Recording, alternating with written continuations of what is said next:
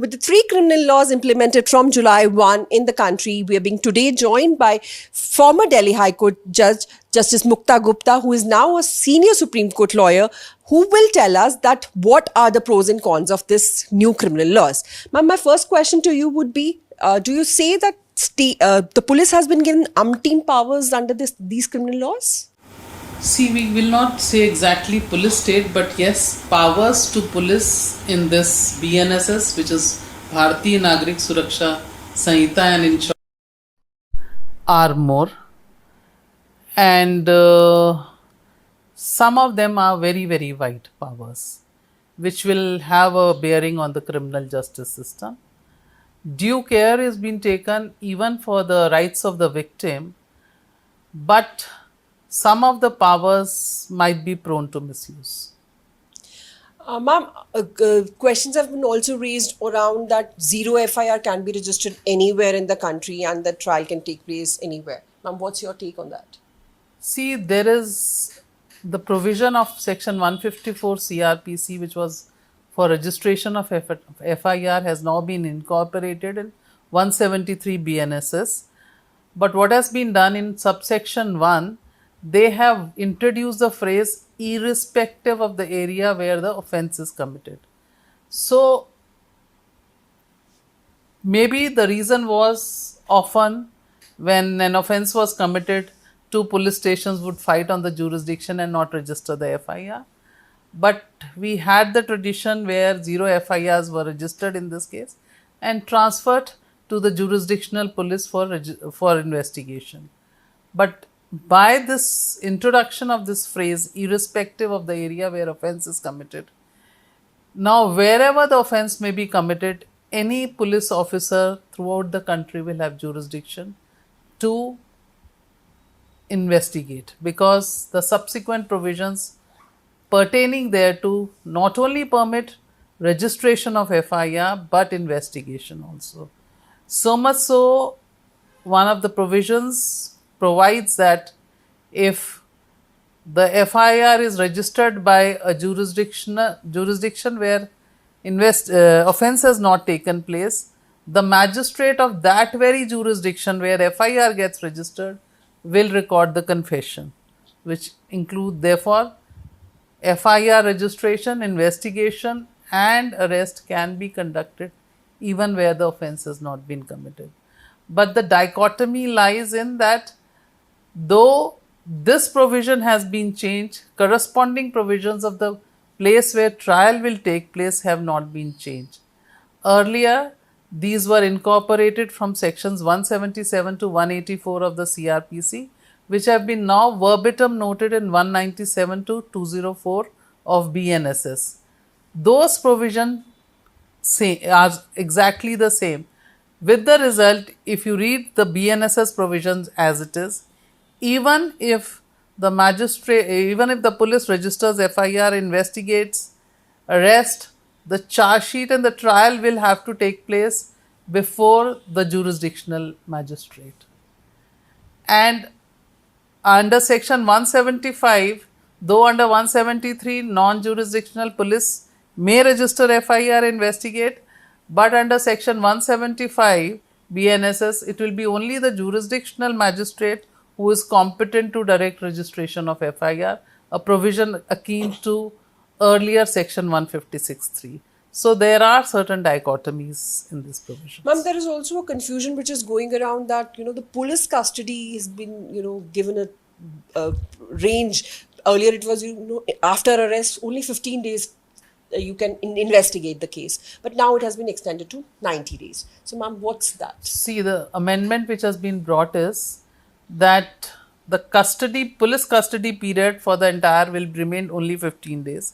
But as it was earlier that it could be in the first 15 days only, now in a case where the charge sheet is required to be filed within 60 days, the police can seek that 15 days in total in the first 40 days of custody, and for an offence for which charge sheet is to be filed in 90 days, they can seek that period of 15 days within the first 60 days. So, in a truncated manner, they can have the police custody. Like They take 2 days for police custody, then send to the judicial custody, and then after 15 days or 1 month again call for police custody, seek police custody. Ma'am, But in total, it will be 15 days. so it is a beneficial for an accused or for the victim on the other side? At times, yes, there were problems because not all the accused were arrested in one go. When confrontations were required to be done, by the time you never had the custody of the accused arrested earlier. So maybe yes, it will be a provision beneficial to the investigating agency. Timelines have been fixed for the trial courts to complete the trial in the case now in the BNS. So, ma'am, do you think that keeping in mind the forensics, keeping in mind the evidences, keeping in mind the adjournments that our lawyers take on daily basis in these cases, See- especially in the trial courts, do you think that timelines can be adhered to? See, most of the statutes have timelines, like our Family Courts Act had timelines. There are a number of other statutes that you have to complete the trial within 6 months. But considering the pendency before all the courts, number of cases, and if the infrastructure is not correspondingly increased, it will not be possible to adhere to the timeline. Then there is another aspect. There is no consequence. When there is no consequence of the timeline, that in case if it is not finished in this, the consequence will be, it is always directory. So, ma'am, do you think that these BNSs that will come into implementation, proper implementation in the courts, it might take some time, like 6 months, 8 months, will take some time to incorporate. Do you think that during the trainings you get to, these questions being asked by the judges, by the police officials, that how do we do that? No, see, there is no question of implementation. From 1st July, it has been implemented. So, any offense which is committed on 1st July has to be under BNS, and the trial there have to be under BNSs. The problem will arise where some offense is committed partly before 1st July, partly after 1st July, and then when at what stage the FIR gets registered, and when investigation started.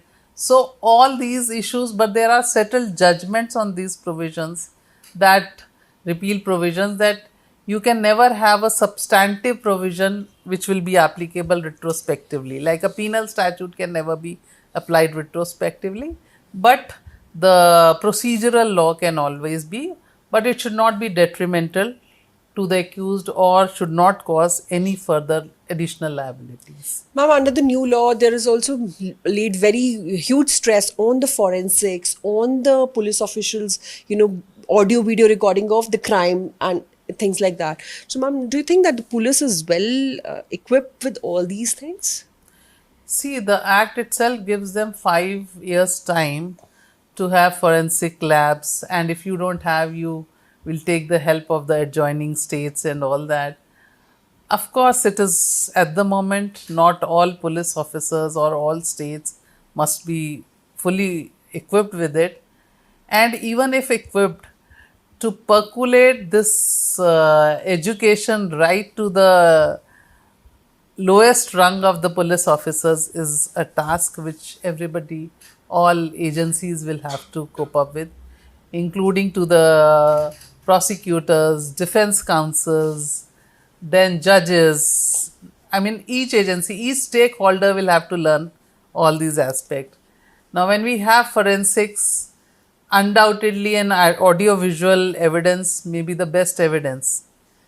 But at the same time, it has to be ensured that it is not tampered with, it is reliable, and there is no interdiction in it. So all these will have to be proved before the prosecution succeeds. How do you keep these evidences intact? Because this will all be in the digital format now. Do BNS talks about that, or the Evidence Act says something No, about that? that's the slight problem. Like earlier, also audiovisual evidences were there. Like we had the DVRs of the CCTVs, mobile phone evidence, and everything. It has introduced that, but the niceties or the fine rules which should be applicable have not been added up. So I think all states or the agencies together will have to make some SOPs, rules and regulations to how to work on it. Because, like, I'll give you one example. One of the provisions says that service of summons can be to the accused and witness through electronic mode. It was done earlier also, but it leaves a discretion that registers will be maintained either at the police station or in the court of the name, address, phone number, email address of the witness and the accused. Now, if you don't leave it to one agency, everybody will try to pass on the buck. So, you will have to form those rules or SOPs that how to go about it. Ma'am, this witness protection scheme has also got a mention in the BNS. But keeping aside Delhi, where we have certain rules and regulations for the witness protection, many states in the country are still lagging for that. So, ma'am, how do you think that this See, can? in Delhi, witness protection scheme came for the first time by the judgment in Neelam Katara's case, and fortunately, I was the standing counsel at that time. And since then, it's being practiced, and it was a robust system which was working wherever necessary. The courts would also give by judicial orders, as also people could approach the authority concerned. It would have been much better if a framework of witness protection scheme was given in the BNSS. What has been provided is only all states will frame witness protection schemes. If there was some provisions given, they would have given a basis on the whereupon it could have been then advanced further vis-a-vis the witness protection. Now, all states will have to work out their own mechanism. Ma'am, states have been given powers under the act, in the act, that you can amend the certain rules, that like UP government had bring out an ordinance on the anticipatory bail provision. So, That ma'am, is always there. no, that was always there, but they have now brought in an ordinance and after these laws are implemented. So, ma'am, if states can, keep on bringing these kind of ordinances, what do you think that this BNS, so the central legislation, can do? No, but then since these are in the concurrent list, they can bring provisions, amendments according to the state, no? Ma'am, certain state legislations or the central legislation, like about POXO, if we talk, or of PMLA or UAPA, these refers to certain sections of IPC and CRPC specifically related to punishments or how the trial should be conducted. So, ma'am, these also need amendment. Sorry, I couldn't take your questions. The POXO case mentions CRPC, IPC provisions as punishment. CRPC punishment. Huh, CRPC as the procedure. as the procedure. Ma'am, aren't these acts needs to be amended as well? See, let me tell you, there is again a dichotomy under the Bharati Nyaya Sanhita, which is that is BNS, which is akin to IPC. They have rearranged the provisions. Most of the provisions are same. Only thing is the numbering has changed. Now the definition provisions which were in IPC from section 4 to 44 have now all been brought in section 2. Then like provisions of cheating which were there from 417 onwards, they have been clubbed in one section as subsections. But there are three very important additions in BNS. Two is that's sections 111, 112 and 113. 111 and 112 relate to organized crime and petty organized crime, and 113 is Terrorist Act. Now the definition of organized crime in section 111 and 112 is verbatim the same as in Makoka or Jikoka. Oh. So now the police has an option either to go to that specific statute or register FIR under these under BNS section 111 and 112 BNS. The problem is when you register FIR in a specific statute, you have certain advantages, like the prosecution has some advantages like presumption and all that, which will not be there in BNS. The prosecution will have to prove. At the same time, these provisions, special statutes have some checks also after the approval of so and so competent authority you will register, and which is again not here. So it's been again an option given to the police to exercise whether you want to go for the special statute or the BNS provision. Incidentally, the preamble to the BNS says that it is an act to consolidate all provisions together, all statutes on this point. Though those special enactments, provisions of special enactments have been brought in BNS, but correspondingly the other special statutes have not been repealed. So I think there is a lot which will be required to done to streamline all these system, to have a common system working, agency coordinations in these Ma'am, matters. would it be right to say that for few years India will witness two criminal justice system running together, like the old cases will be run by IPC and That of CRPC course and the there is no BNS? dispute about it. Case registered under IPC will have to be dealt as per IPC, and the repeal section 531 of BNSS says all pending applications, investigations, trial, appeals will be according So to can we say So it that is in the- pendency of the cases no, but will in increase? the courts there will be. So today, if they have one case under BNS and BNSS, they will have 70 cases under IPC and CRPC. After an year, maybe it is 20 to 80 and then slowly 50-50. This will be there. So the for real some- challenges for will both the be- judges and for the lawyers. Judges and lawyers will be there. So here we are with Justice Mukta Gupta clearly saying that lot needs to be done not only by the investigating agencies but also by the central legislations, which needs further changes in the BNS and BNSS. With camera person Ashok Banot, this is Kanu Sarda from New Delhi for India Today.